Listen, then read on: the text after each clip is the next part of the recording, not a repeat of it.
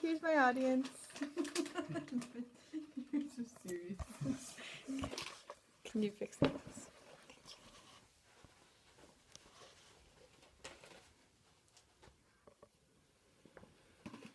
According to the Invisible Children organization, 85% of juvenile delinquents are functionally illiterate. Researchers on the topic of special education in detention centers estimate that 47% of students in detention centers have a learning disability. In order to understand how staggering that number really is, the National Center for Education Statistics estimates that 14% of public school students has a disability. 14% versus 47%. It's a really big difference. I have worked with special education students for many years, and I know firsthand the dedication and special needs that they have. Unfortunately, the special education needs of incarcerated youth are not being honored. There are many reasons for this. Part of it is financial, part of it's bureaucratic. Most of the time it's just understaffing, and some of it's discrimination. The problem is, however, a legal issue and a moral one. Hebrews 13:3 says, "Remember those who are in prison, as though in prison with them, and those who are mistreated, since you are also in the body." The fact that incarcerated youths are not being properly educated goes against things that God values. According to Dr. Alvin at Liberty University, God values compassion and justice for others. These are not being honored when we don't give proper education to students, even in facilities like detention centers. In order to understand what can be done about this issue, first we need to know a little bit about special education, then a little bit about juvenile delinquents and special education, and finally I can suggest a few ways that both the state and the church can help with the problem. In 2004, federal legislation mandated that all people diagnosed with a disability get specialized education and services that they need to help them in their education. This legislation is called the Individuals with Disabilities Education Act, or IDEA. All students diagnosed with a disability are given an IEP. An IEP is an individual education plan. It is a legally binding document that all schools must follow. Special education laws extend to students in juvenile detention facilities. However, most incarcerated students are not given this special education. Now let me explain why this is even a problem. Research shows that a history of academic failure and educational disability are among the most prevalent characteristics of juveniles who are in correctional facilities. Uneducated youths have few opportunities in employment, and many turn to illegal means of acquiring money once they get out.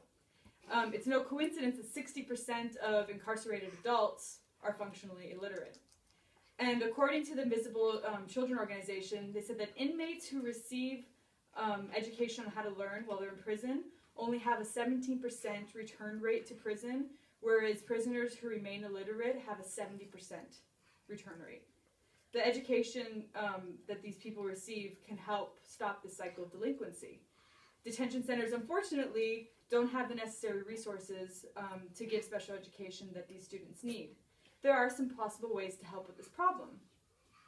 As students with disabilities are not receiving the education they need, this is a legal issue and needs to be tackled by the state. Recruiting qualified volunteers to spend time in correctional facilities is the top priority. States can create programs as incentives to make professionals and educators spend some time going to correctional facilities. They can offer promotion points. They can offer credits for graduate university and loan forgiveness in the same way that there's loan forgiveness for teachers who work in poor areas. Although we can't force teachers to spend time in correctional facilities, even just having teachers rotate through there would mean that students in correctional facilities are receiving better education than they are right now. In addition, the problem of special education being infringing legal issues, it also is an issue against God. For this reason, the Christian church needs to step in and help tackle the problem. Recruiting volunteers with education backgrounds or specialized services in the church is the first step the church can take. Next, if the church has legal experts, lawyers, any type of attorney, they can help bring light to the legal issues with the lack of special education in correctional facilities. Church members without areas of expertise can help write to congressmen, they can create petitions, they can help bring light to the issue. every child, those who have broken the law, those who have not, they're entitled to special education. The lack of special education in correctional facilities that have a staggering percentage of students with these needs is unacceptable for children, it's unacceptable for society, and it's unacceptable for God. Churches need to help with the recruiting and bringing light to the issue. The states need to take this issue more seriously and try and recruit teachers. No youth, delinquent or disabled, should suffer the consequences of bureaucratic inefficiencies and discrimination. Yes, discrimination is a big problem. Many people view juvenile delinquents as undeserving of time and resources. However, Matthew 25:35-40 reminds us that in serving others, we also serve God. Every one of God's creations deserves full devotion just as we would devote to Him. Many incarcerated youths have already been abandoned and forsaken by their families and by some of society. But as Christians and teachers, we cannot turn our back on them. Thank you.